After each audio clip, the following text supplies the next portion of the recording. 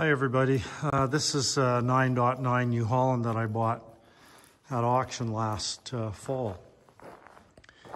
It came with the Opti-Spread spreader, you can see here, which is a fairly expensive option. So I thought, wow, this is going to be a great spreader.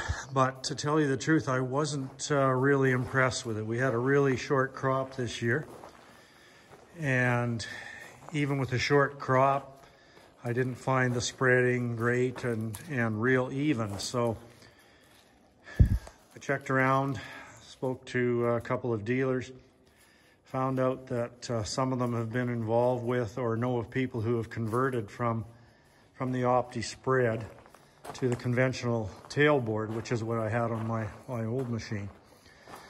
So I decided that I would price out the components to change it over. Well, the main tailboard itself was $1,800. The fins were $1,300, and there are a lot of other little components too that would have added up to a lot.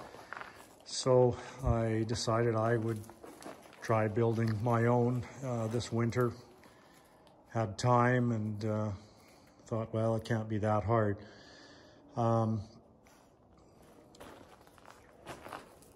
So I bought some material, started getting the metal formed and getting it cut in the shape myself, and that'll be the next part of this video.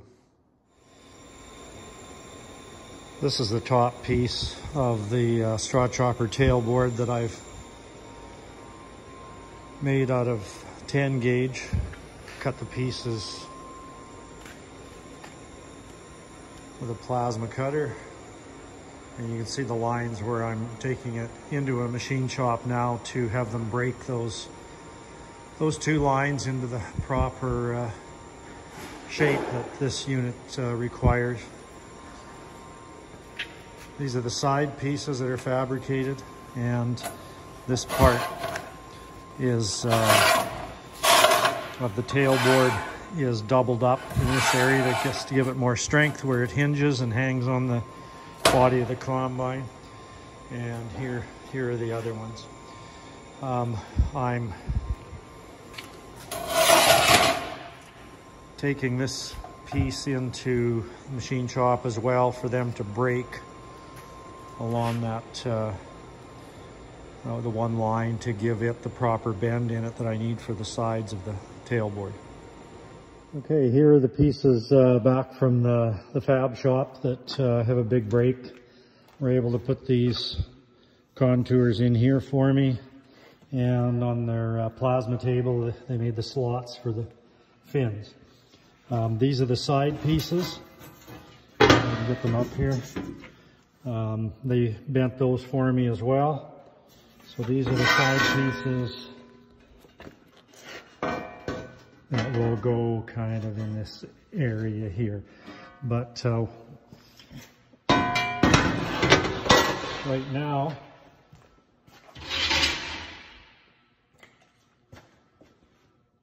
I have to double up this part where it mounts to the combine. So I drilled holes in this piece here, and that'll get welded through those holes into that piece. And I'll show you a little bit more about that, but I don't think you want to sit here and watch me weld, so I'll do that up and then I'll show you what the finished product looks like. Okay, here's one of the pieces I just welded up through the holes. Just touch those up with a grinder, and that one will be done and ready to clean up a little bit and weld it onto the main part here. Okay, and here I've got one side piece tacked in place and ready to weld it up. Okay, so I've cleaned up the edges, got the corners and welds all ground down. Looking a lot better now. Looking more like a proper tailboard. And next I'm going to flip it over and do some welding on the bottom side. So now I've flipped it over and have to piece in a few little pieces here and there, a little bit of extra welding on the underside. Same thing will have to happen over on this side.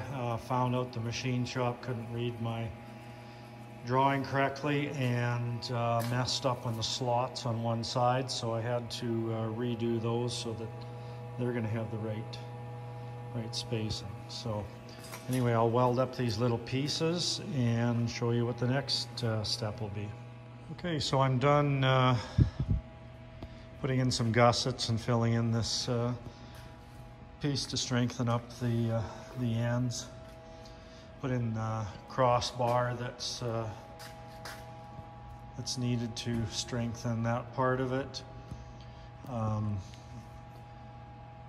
Filled in these corners a little bit differently than what the factory one has, and we're good to go for the next step. I'll just show you a little bit more of maybe some close-ups of some of it to give you a little better idea how things are shaping up here. There you can see where I plug welded the two pieces together to give the thickness required for the sides. Obviously it's sitting in the upside down position now.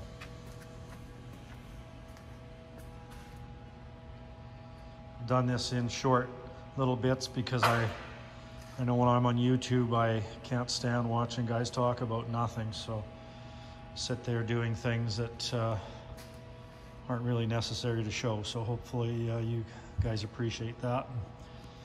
Next step is going to be making the fins that'll bolt onto these slots. Just thought I'd give you another view from a different angle. Just propped it up so that I could finish a couple of welds.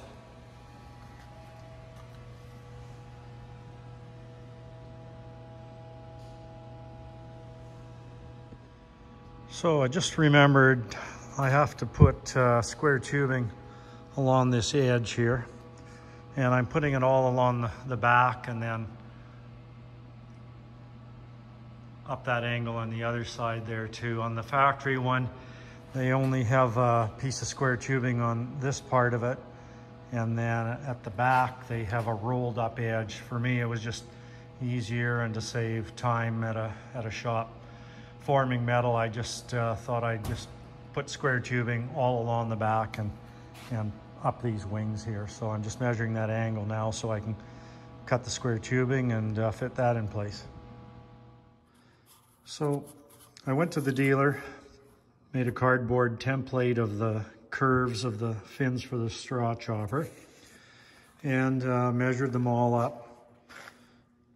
These 10 fins were going to be $1,300 from the dealer, so went to a machine shop, took in my drawings, had them cut them all out on a plasma cutter, and for a couple $100 had these made up here. So they're just laying here in place now, more or less where they go.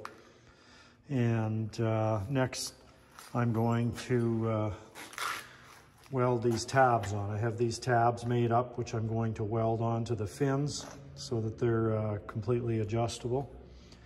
And so now I'm going to go back and get working on that and be back to show you the results of that part of the process.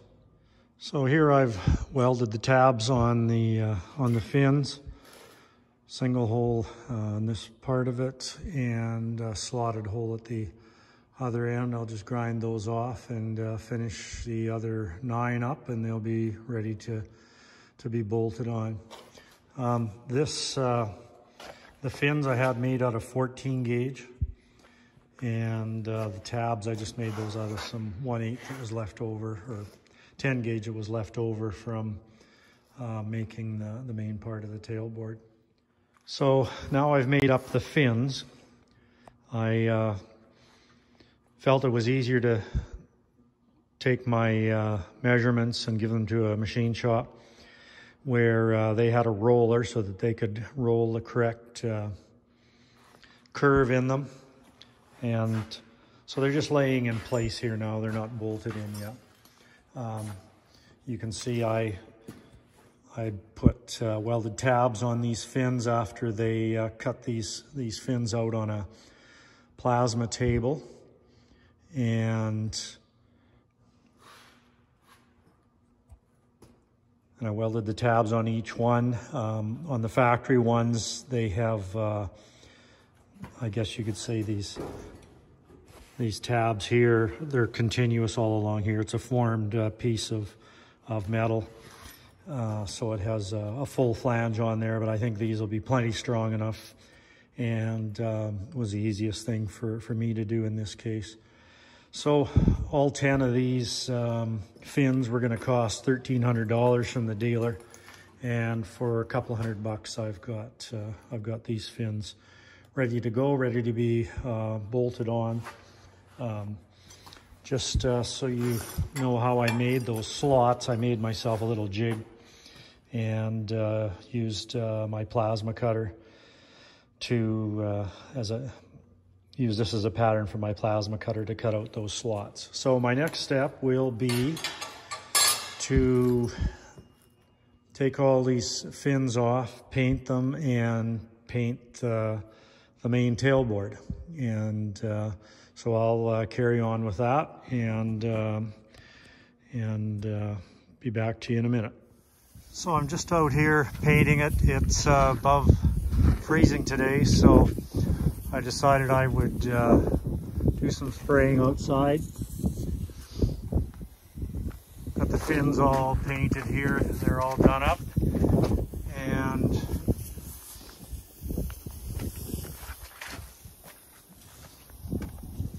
this is all painted up too, just doing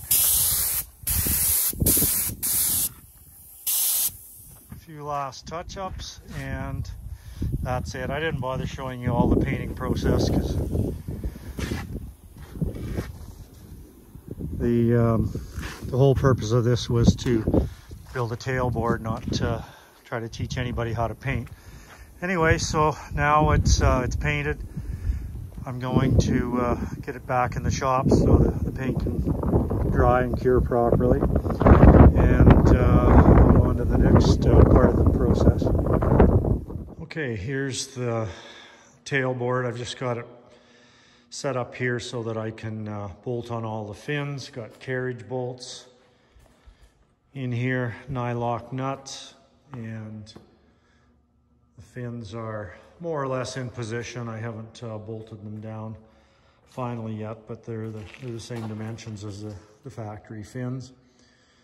And now I'm just going to tighten up those bolts and flip it over and show you the finished product. So here's the finished product. I just got it sitting up on sawhorses here.